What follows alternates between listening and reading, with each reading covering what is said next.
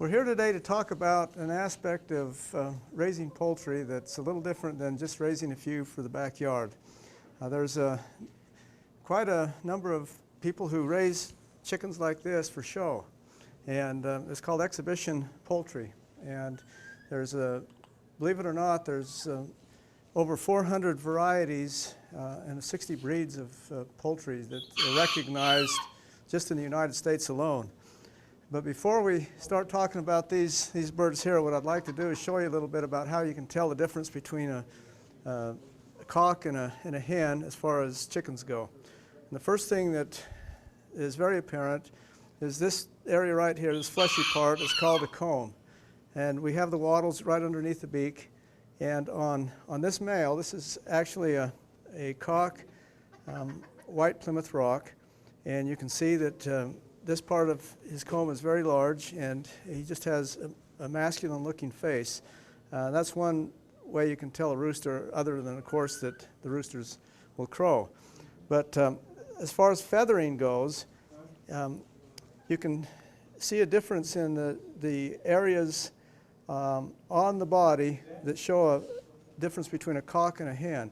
For instance, these are called hackle feathers, and you can see that they're very long and rather stiff.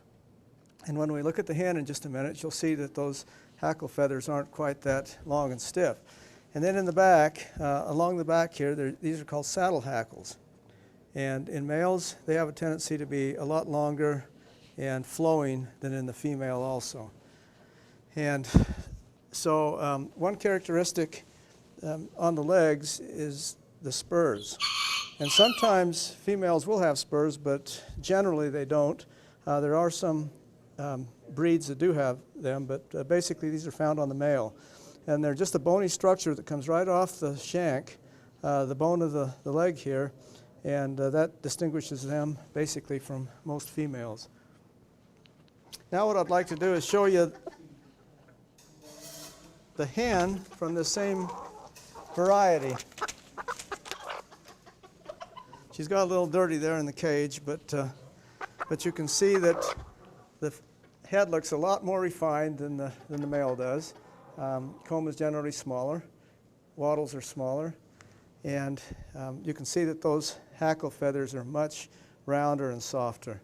And she doesn't have the saddle hackles as does the male. And generally the tail has a tendency to be a little less long and flowing than the male does also. And you can notice that on her feet, there's no spurs. There's kind of the remnant of where it would be. In this particular set of birds here, we have two different breeds.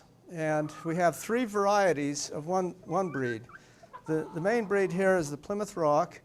And varieties in each breed usually are differentiated by different color patterns of the feathers. And we had just looked at the white Plymouth Rock.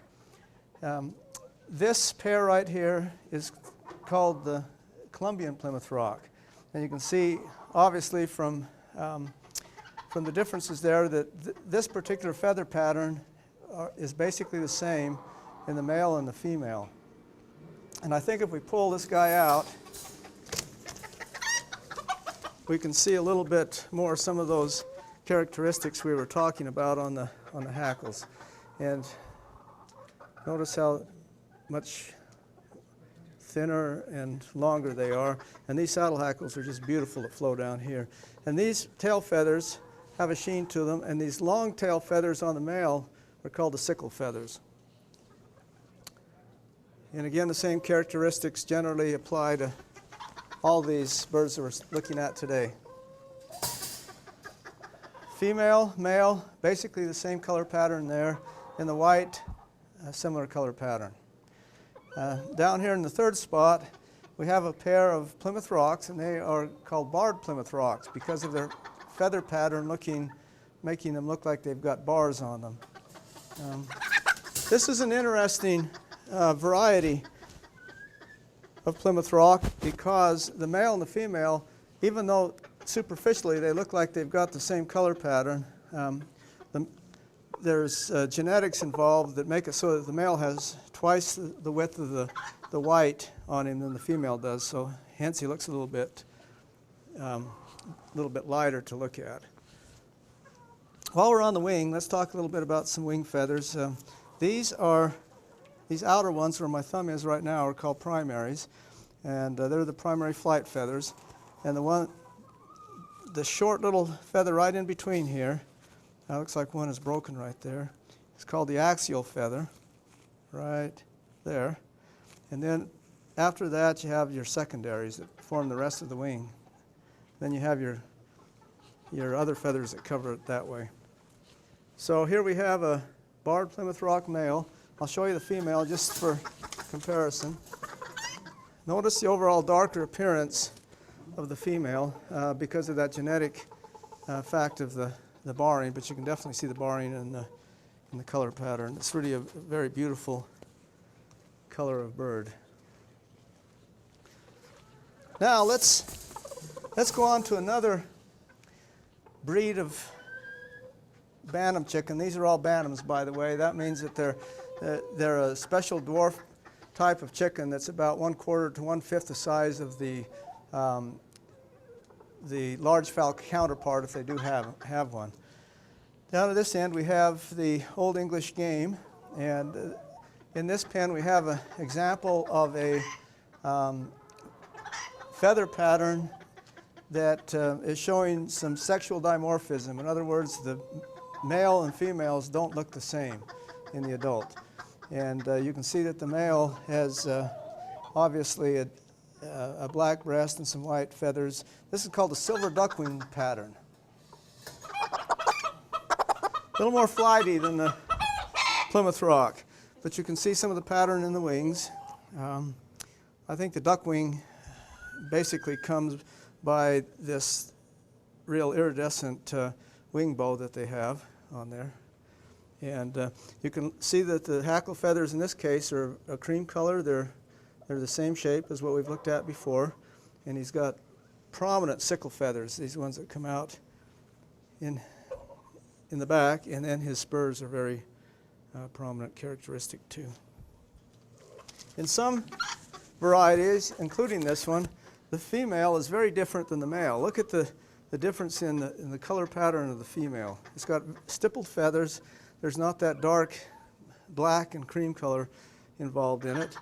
Hackles look much different, and it has a salmon-colored breast. And of course, the tail on the female is not quite as prominent and large as it is on the male.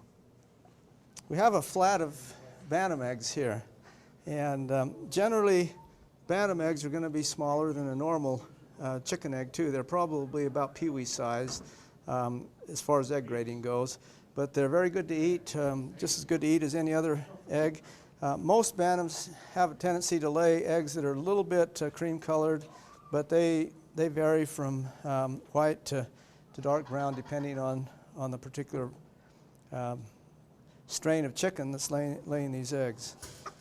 People who raise these type of birds will take them to shows where there's hundreds of birds competing in the shows for different prizes, and each of these varieties and each of these breeds are judged on particular characteristics that are found basically in the standard of perfection, is what it's called. It's the American Poultry Association judging book, and that's what all these birds are judged on.